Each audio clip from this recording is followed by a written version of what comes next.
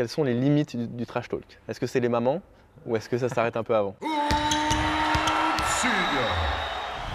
Salut à tous, vous êtes sur la chaîne Obsidia comme d'habitude, j'espère que vous allez bien. Aujourd'hui, on se retrouve à Fos-sur-Mer avec un joueur dont vous allez découvrir l'identité très vite. On va aborder un sujet qui n'a, je crois, jamais été abordé dans le basket français, c'est le trash talk chez les pros. On sait très bien que le trash talk, ça va des playgrounds jusqu'au plus haut niveau du basket, que ce soit en France ou ailleurs. C'est un sujet que j'ai décidé d'aborder aujourd'hui avec Edouard Choquet, ça va? Oui, ça va et toi? Putain, ça fait trop interview, tu sais, je commence trop genre avec Edouard Choquet. C'est vrai, c'est stylé, c'est stylé. Donc on se connaît depuis maintenant 3 ans, j'ai vu que nos derniers WhatsApp remontaient il y a 3 ans, tu avais quelques projets sur Marseille. Ouais. C'est quoi les prochains, juste avant qu'on rentre dans le vif du sujet, ton actu, c'est T'as quoi? le temps ou pas?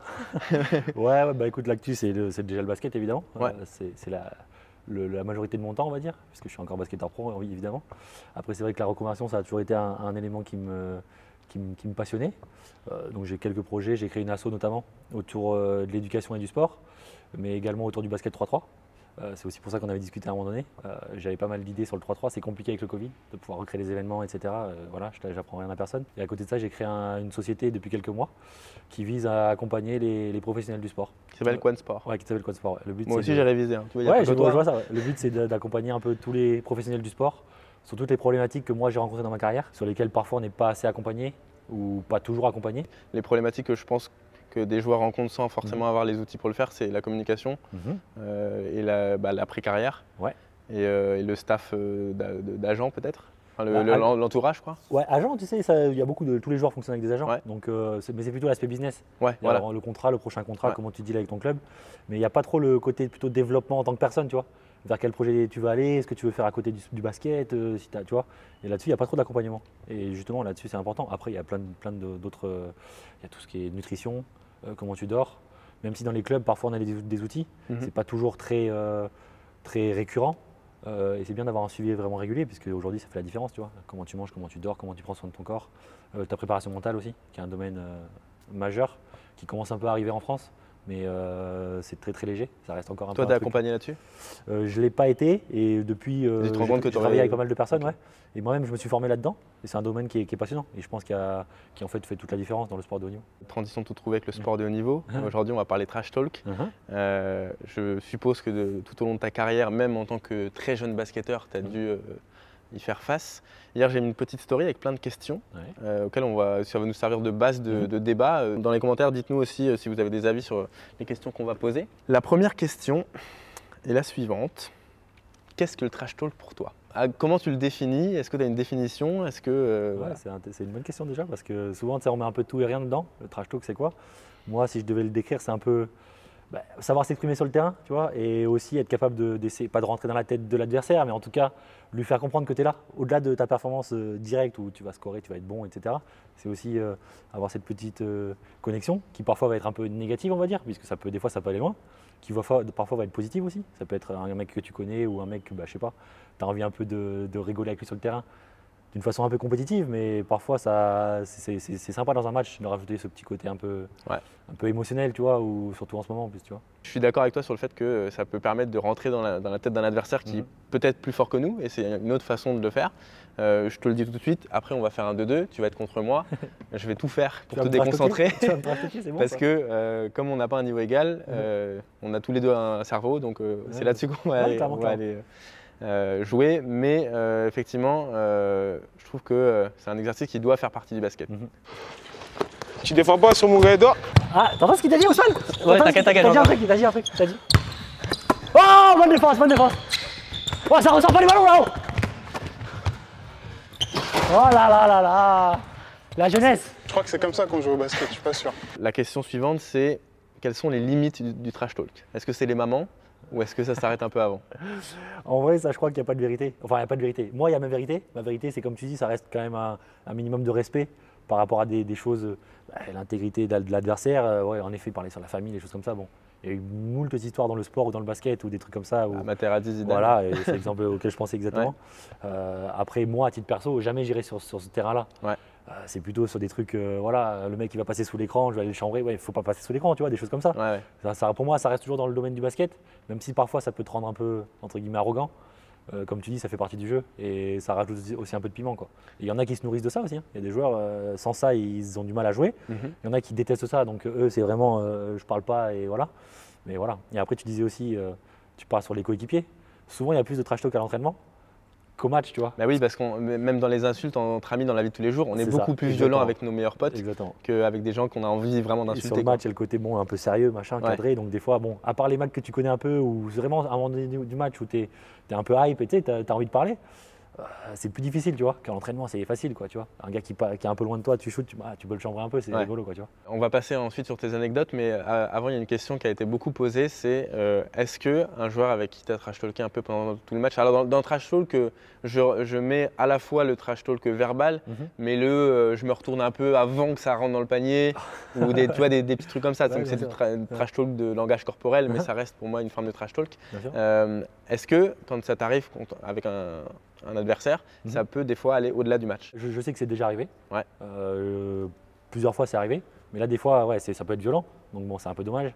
À titre perso, non, honnêtement jamais. Après, il y a peut-être des gars avec qui ça a été un peu chaud sur le terrain, qui du coup maintenant me détestent, ou moi je les déteste, mais tu vois, on ne s'est pas non plus frité dans du terrain, tu vois. C'est plus maintenant, si le gars il entend parler de moi, choqué c'est un connard, ou tu vois, et pardon pour l'insulte, mais voilà, ça va jamais au-delà de, on va se retrouver sur le parking. Et, ok, finalement, il n'y a pas tant d'intimité avec les gens qui te détestent, enfin entre guillemets, moi j'ai plutôt tendance à me dire qu'effectivement on trash talk les joueurs d'en face qu'on connaît très bien. Maintenant oui, comme tu dis, tu les détestes parce qu'ils te détestent, mais en soi ils t'ont rien fait. Exactement, c'est ça. Ça peut être sur un match ou une action où à cet instant j'ai chambré ou lui a chambré.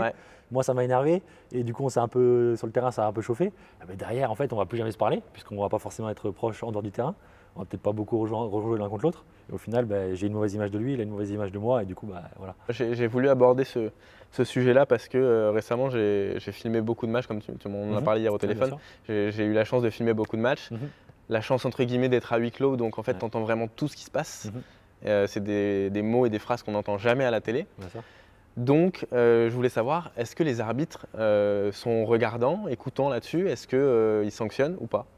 Ils sont souvent très focus. En plus, tu sais, maintenant, ils ont les oreillettes entre eux, ce qui fait que je pense qu'ils sont assez dans leur bulle, de plus en plus d'ailleurs. Mais bon, malgré tout, récemment, j'ai remarqué que des fois où ça peut chauffer un peu, bon, ils sont quand même vigilants. Après, j'ai rarement vu du trash talk sanctionné, sauf sur vraiment des trucs de fou. Un geste un peu trop, ou peut-être une insulte un peu trop forte, ça peut arriver, mais franchement c'est rare. Après, ce que tu disais sur le huis clos, ce qui est bien pour les personnes comme toi, c'est que du coup, comme tu dis, tu n'entends plus sur le terrain. Après, pour nous, c'est frustrant parce que du coup, justement, tout s'entend et du coup, des fois, tu te dis, tu vois, tu peux pas non plus faire trop n'importe quoi parce que avec les personnes qui filment autour du terrain, les personnes du club ou des clubs adverses, tu te dis, faut faire gaffe. Alors quand il y a un peu le brouhaha, on s'entend nous sur le terrain, mais les autres n'entendent pas, tu vois, ou jamais. Et fun fact, le premier match NBA de ma vie que j'ai vu, c'était au Staples Center. J'étais en courtside, donc vraiment je suis très chanceux. Et malgré un Staples Center plein à craquer, quand tu es vraiment en courtside, tu entends vraiment même les chocs. J'ai pas beaucoup entendu ce qui se disait, mais tu entends les cris, c'est comme les tennisman, on les entend avec les micros, mais je trouve que c'est un des points positifs, si pas le seul, du huis clos. L'autre point positif, c'est que ça fait exploser le digital. On l'a vu avec la diffusion qu'on a fait sur ma chaîne, mais je trouve que ça apporte un autre contact avec l'audience qui aime le basket. Et ça, je trouve ça cool. Et est-ce que toi, ça peut te changer ton match, clairement? Ouais, clairement. Et je te dis ça parce que au début de ma carrière, souvent, je remarquais que quand je commençais à parler avec un gars, souvent, j'étais très mauvais après, tu vois. Je pouvais faire un super début de match et je ne sais pas pourquoi d'un seul coup je parlais avec un gars et sans que ça aille trop loin. Mais derrière, moi, mon match a été bousillé. Ouais, parce que tu as envie de prouver, tu as envie d'être à la hauteur de ce que tu as dit. En fait, je ne sais pas pourquoi mon état d'esprit changeait complètement. Maintenant, c'est plus le cas, tu vois. Mais en début de carrière, c'était le cas, clairement.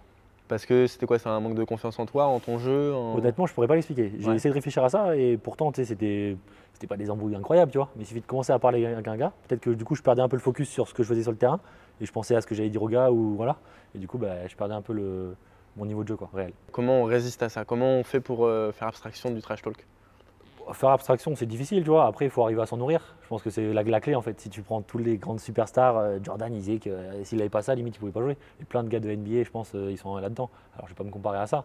Mais moi, aujourd'hui, ça me plaît d'avoir un gars qui chambre un peu. Ou même moi, d'aller chambrer un peu. Des fois, le gars, il m'a rien fait, ou en tout cas, il ne m'a pas chauffé en premier lieu. Et tu sais, comme je te dis, il va passer sous un écran ou un truc comme ça. Et moi, j'ai shooté, j'ai marqué. Je vais dire, il ne faut pas passer sous l'écran, tu vois, des choses comme ça. Des choses simples, tu vois. Mais au final, ça met un peu de piquant. Et je trouve que dans un match, des fois, et encore plus quand il n'y a pas de public, en ce moment, tu vois, où il n'y a pas un peu de raison de se chauffer parce qu'il n'y a personne pour encourager, bah, c'est bien de se mettre un peu sa propre piqûre d'adrénaline, tu vois, si tu veux, en fait. C'est un peu ça. Et donc tu te considères comme quelqu'un qui est plutôt un leader vocal sur le terrain, tu parles pas mal? Même avec tes joueurs, pas forcément trash talk, mais tu… Je ne l'ai pas toujours été, je le suis de plus en plus, Ouais. et je le suis vraiment de plus en plus pour le coup. Après, c'est mon rôle aussi de capitaine, meneur, tu es obligé de parler forcément pour l'aspect stratégique du jeu. Ouais. Même de plus en plus, je prends du plaisir à rigoler un peu sur le terrain, à chambrer, voilà, à prendre un peu de plaisir au jeu. Parce que tu portes un peu l'ADN de l'équipe finalement. Oui, bien sûr. De plus en plus, j'essaie de prendre du plaisir aussi en jouant, tu vois. Souvent, on se met beaucoup de pression parce que, au final, ça reste aussi un jeu, tu vois. Ouais. Et si tu kiffes pas quand tu joues, bah, au final, à quoi bon, tu vois. Ouais. Donc j'aime bien rajouter un peu de… Tu vois, je vais mettre un lay-up main gauche, je vais dire lefty, tu vois, en criant, c'est con, tu vois, mais au final, c'est rigolo, quoi. Ça met un peu de piquant. Est-ce que tu as vraiment des anecdotes qui ont soit marqué ta façon de voir le trash talk? Est-ce qu'un jour ça t'a vraiment fait passer à côté d'un match et tu t'es dit plus jamais je me laisse attendre comme ça? Voilà, j'ai besoin de 2 anecdotes qui ont vraiment marqué ta vie. Bah, j'en ai une récente, très récente. On joue contre Saint-Chamond ici. Et en fait, j'ai mis un 3 points dans le corner. Et la vidéo, et en plus, ils l'ont publiée dans le club, tout ça. Et en fait, avant, tu sais, j'ai tiré et j'ai fait un peu comme Steph Curry ou LeBron James venait de le faire quelques semaines avant. Ouais. En fait, il s'est retourné, tu vois. Et en fait, j'ai fait pareil, mais en fait, en plus, sur le coup, c'était vraiment pas pour chambrer, pas du tout. Mais je sais pas, j'étais tellement dans le hype du match, tu vois, j'étais chaud, j'avais marqué, et je sais pas, j'ai tiré et je me suis retourné. En plus, avec tous les gars qui sont derrière, qui lèvent les bras. Et après, j'ai eu des retours des gars de l'équipe adverse qui avaient dit, ouais, il doit choquer, il a chambré, c'est abusé. Alors qu'en vrai, c'était pas trop le but, tu vois. Le chrono des 24 là avec Hector Choquin contre-attaque qui ressort sur Jamardic. Jamardic stand de shoot, Kino Burrows, 2 points, non. Il va trouver Hector Choquin, 3 points. Oh, il prend son temps. Et Donc c'est un trash talk involontaire. Ouais, presque, tu vois, mais à la limite, c'était comme je t'ai dit tout à l'heure, c'est exactement pareil. C'est se mettre un peu dans le move du match, kiffer être là aussi. Voilà, t'es chaud, tu as mis 2-3 points, t'en envoies un, tu vois. Et en plus, il est rentré, c'était vraiment une bonne image. Donc ça, c'était un bon truc. Après, c'est vrai que j'ai joué avec un coéquipier, moi, qui s'appelle Ismail Assi, qui a fait une belle carrière en pro. Ça donne des noms. Ouais, je balance le nom direct. En plus, maintenant, il a fini, donc c'est bon. Et lui, pour le coup, c'était un taré de ça, quoi. C'est-à-dire qu'il pouvait pas jouer au basket sans ça, en fait. C'est-à-dire que dès que c'était un peu, il avait besoin d'aller chambrer l'adversaire, chambrer le coach adverse même des fois. Je sais pas, moi, il mettait un 3 points et il disait au coach, prends ton mort, des choses comme ça, tu vois.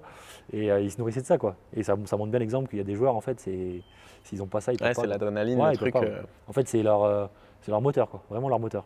Au-delà du jeu en lui-même, des fois, quand c'est un peu trop plat, voilà, ça va pas. Mais dès qu'il commence à chambrer un peu, là, du coup, il venait super fort, quoi. Il mettait un ou deux shoots, il chambrait l'adversaire, il chambrait le coach, ouais, prends ton mort, là. Et c'était vraiment son truc, quoi. Est-ce que c'est déjà allé un peu trop loin avec des coéquipiers? Comment tu gères une relation basket avec un coéquipier qui, humainement, il n'y a pas de connexion, quoi? Tu veux dire pour moi à titre individuel? Ouais, par exemple, tu as un coéquipier, il est excellent et vous vous trouvez hyper bien sur le terrain. Par contre, humainement, tu peux pas le voir. Tu n'es pas obligé de dire des coéquipiers de cette année, mais je veux dire, ça a dû t'arriver dans ta carrière. Comment tu gères ça arrive toujours. Après, en plus, comme tu dis, tu sais, on est des équipes de pros, donc en fait, c'est pas nous qui recrutons. Donc en fait, des fois, tu te retrouves avec des gars avec qui tu n'as pas d'affinité, en fait. Et c'est pas pour ça qu'ils sont pas bons et qu'il n'y a pas de connexion sur le terrain. Donc c'est vrai que ça a pu arriver.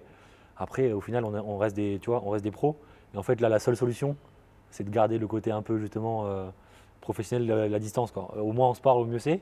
Tant que sur le terrain, ça va, tant mieux, tu vois. Après, j'aurais plein d'exemples où des gars, ça a toujours été un peu Vas-y, ils loin. attendent les exemples. C'est compliqué. Il y a des noms et des gars qui jouent encore en plus. D'accord. Mais comme je te dis, le trash talk, c'est souvent pire pour moi, de toute ma carrière, c'est souvent pire à l'entraînement, entre les coéquipiers. Ouais. Et c'est là où ça va le plus loin d'ailleurs. Parce que souvent, je te dis, sur les matchs, à part des cas extrêmes où c'est arrivé, ça a été loin, entraînement, des fois, ça va très très loin, mais très très loin. Et là, pour le coup, j'ai des exemples que je dirais pas du coup, où ça a un peu dépassé les limites, quoi. Ouais. Ça parle des origines, ça parle, tu vois, des choses comme ça, et là, ça va loin. Et ça peut en venir aux mains, et sauf que dans une équipe, c'est compliqué. Et comment tu gères l'après ça? Ouais, c'est compliqué. Mais après une saison, c'est des up and down, hein. Des phases où ça va moins bien, des phases où ça va mieux. Et ça se ressent direct sur le jeu, je suppose. Ouais, mais après les embrouilles, des fois, ça fait du bien, tu sais, hein. Ouais. Mine de rien, parce que quand c'est toujours très bien, c'est rare en fait. Il y a toujours et le pire en fait, c'est quand il y a des non-dits. Et des gars frustrés, plus frustrés qui se parlent pas. Au final, c'est pire que tout. Vaut mieux que ça pète. Vaut mieux que ça pète une fois, voilà, et après ça s'équilibre et ça va un peu mieux, plutôt que de tout le monde un peu frustré et qu'au final, on n'arrive pas à avancer, quoi. Je vais te demander quelles sont tes meilleures phrases de trash talk. C'est quoi tes meilleures astuces pour rentrer dans la tête de l'adversaire? On le verra tout à l'heure en 2-2 avec tes coéquipiers. J'aime vraiment bien le passe pas dessous. Ouais. Tu sais, quand le gars il est en train de passer dessous, t'as pas encore tiré, ouais. Mais que du coup tu sais que tu vas tirer. En plus, moi j'aime bien chuter extérieur, etc. J'envoie et j'aime bien le dire avant, tu vois. Et ça, c'est rigolo. Ça, c'est vraiment une phase où, en plus, le gars, souvent son coach, il l'embrouille après, voire changement. Tu vois, tu shootes derrière l'écran, j'aime bien. Ça, c'est vraiment ma phase préférée. Après, Sur les pires phases, et là on est à la limite, c'est ouais, j'aime bien dire au coach adverse prends temps mort. Tu vois, si on a marqué 2-3 paniers de suite, j'aime bien faire ça, tu vois. C'est pas bien parce que du coup c'est la limite du respect, mais c'est quand même. Oui, parce que là, du coup, quand tu fais ça, tu représentes vraiment l'équipe. C'est ça, ouais, c'est limite, limite, on est trop chaud, quoi. On est trop chaud, prends temps mort parce que tu vas pas y arriver sinon, tu vois. Et ça, c'est à la limite, mais c'est quand même rigolo, tu vois. C'est un truc à faire, j'aime bien. J'aime bien. Le prends temps mort, j'aime bien. Ou montrer le signe de temps mort, tu vois. Tu vois, tu marques 2-3 paniers de suite, tu es à plus 15, tu vois, tu fais ça, c'est pas mal. Moi, je suis pas un gros trash talker, je parle pas beaucoup sur le terrain, mais je vais retenir le passe-passe sous l'écran. Ouais, moi, je joue rarement à plus qu'un contre un. Après, voilà, c'est sur le 5-5, c'est facile. Mais du coup, on va voir tout à l'heure, puisque ce que je te propose, c'est qu'on fasse un 2-2 contre tes coéquipiers. Ouais, écoute, bien sûr. Voilà. Enfin, c'est pas contre tes coéquipiers. Moi, je vais me mettre avec un 2 et toi, tu vas te mettre avec un 2. Ok, on va pouvoir exercer en direct. Voilà, donc pas de limite, mais pas les mamans. Voilà. Ouais, okay, ça marche, pas les mamans. Allez, c'est parti.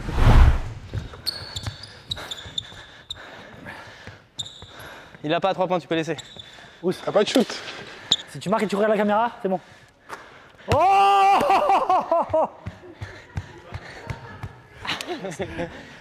c'est fini, franchement. On va pas rester là-dessus. Ce qui vient de se passer, on peut arrêter là-dessus parce que franchement, c'est incroyable. Je me rends pas compte que c'est incroyable.